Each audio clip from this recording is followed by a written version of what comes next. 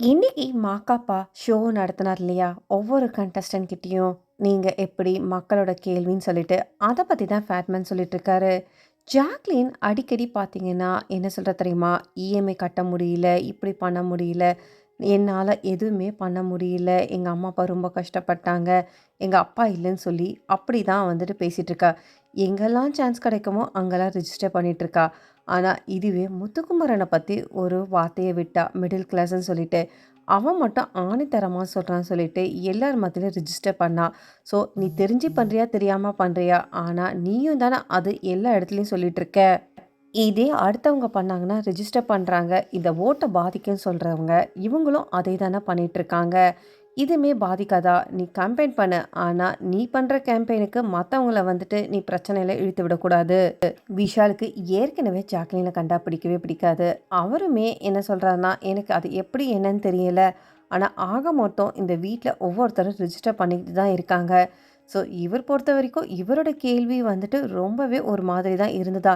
"டேய்! இந்த வீட்ல பார்த்தேன்னு வச்சுக்கோயேன், உன்ன போட்டு தள்ளிட்ட மாதிரி இருந்தது." முத்துக்குமார் கூட எனக்கு என்ன சொல்றான், ஏது சொல்றான்னு எனக்கு ஒண்ணுமே புரியல. ஒரு கட்டத்தில மண்டைய கழுவுறாங்க, அத கழுவுறாங்கன்னு சொல்லி பேசினதுக்கப்புறம் எனக்கு ஒண்ணுமே புரியல. என்னால அத ஃபோக்கஸே பண்ணவே முடியல. இந்த பக்கம் முத்துக்குமார், ஜாக்லின் இவங்க எல்லாரும் பேசிட்டு இருக்காங்க. இந்த ஷோ இன்னும் 2, 3 நாள்ல முடியப்போது. முடியறதெல்லாம் இருக்கட்டும். ஆனா, யாரு சரியா மாக்காப்பா கிட்ட ஆன்சர் பண்ணாங்கன்னு கேட்டுட்டு இருக்கும்போது, முத்துக்குமார் "நீ நல்லா பண்ண. ரயான் நீ ரொம்பவே பயந்துட்டேன்னு" சொல்லிட்டு இருக்காங்க.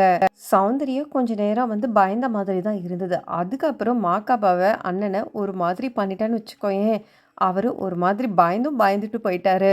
தர்ஷிகா ரொம்பவே வருத்தப்பட்டுட்டு இருக்காங்க. நான் பண்ண தப்பு என்ன எங்க கொண்டுட்டு வந்து விட்டுருக்கு பாரேன். இது முழுக்க முழுக்க நான் பண்ண தப்பு தான். 20 நாளா எங்க அம்மா என் கூட பேசவே இல்ல. எனக்கு என்ன பண்றதுன்னே தெரியல. அதுக்கு முத்துக்குமார் என்ன சொன்னான்னா, "நீ வந்து ஸ்ட்ராங் கண்டெண்டர். ஃபர்ஸ்ட்டு வீக்கெல்லாம் நான் நெனச்சுட்டு இருந்தேன். நீயும் நானும் தான் ஃபைனல்ஸ்ல இருப்போம்ன்னு சொல்லிட்டு. ஏன்னா செங்கலா டாஸ்க்லலாம் ஒண்ணு இல்லன்னு சொல்லிட்டு நான் ரொம்பவே மிஸ் பண்ணேன்." அதுக்கு இவங்களும் சொல்றாங்க, "டிடிஎஃப் மத்த கேம்லாம் விளையாடும்போது, ஐய்யய்யோ! மிஸ் பண்ணிட்டோமேன்ற மாதிரி இருந்தது. ஏதோ பண்ண போய் ஏதோ பண்ணிட்டேன்.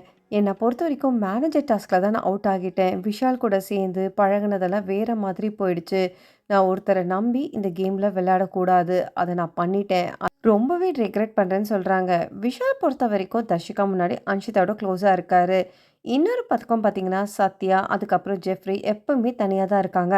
ஆனா, ஜெஃப்ரி பொறுத்தவரைக்கும் இவங்க விளையாடுற கேமுக்கு இவருக்கு கொஞ்சம் கூட உடன்பாடு இல்ல போல இருக்கு. அடிக்கடி ஃபேஸ ரொம்ப ரூடா வச்சிருக்காரு. அதுவுமே சொல்லிட்டு இருக்காரு, "இந்த வீட்ல வெளியில போனதுக்கப்புறம் நான் வேற மாதிரி இருந்தேன். உள்ளுக்குள்ள வரும்போது என்னத்த போய் கேட்குறதுன்னு சொல்லிட்டு தான் நான் கேட்காம இருக்கேன்னு" சொல்லிட்டு, நம்ம பார்க்காத ஜெஃப்ரிய இப்ப பார்க்குற மாதிரி தான் இருக்கு. ரயான் பொறுத்தவரைக்கும் 2,00,000 ஜெயிச்சாச்சு. பவித்ராவும் நாளைக்கு வர ப்ரோமோல பார்த்தீங்கன்னா, அவங்களுமே 2,00,000 ஜெயிச்சுருவாங்க. சௌந்தர்யா வெளியில போயிட்டு அவங்களால ஒண்ணும் பண்ண முடியாம வீட்டுக்குள்ள திரும்பி வந்துட்டாங்க.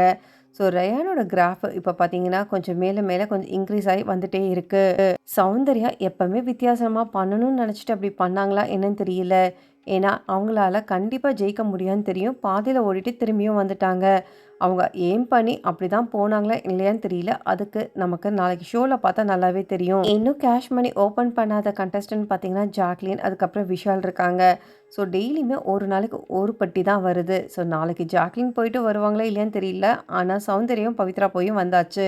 ஸோ இத பத்தி என்ன நினைக்கிறீங்கன்னு சொல்லிட்டு கமெண்ட் பண்ணிட்டு, பிக் பாஸ் தமிழ் 8 சம்மந்தமான லைவ் அப்டேட் பார்க்கறதுக்கு என் சேனல மறக்காம சப்ஸ்கிரைப் பண்ணி சப்போர்ட் பண்ணுங்க.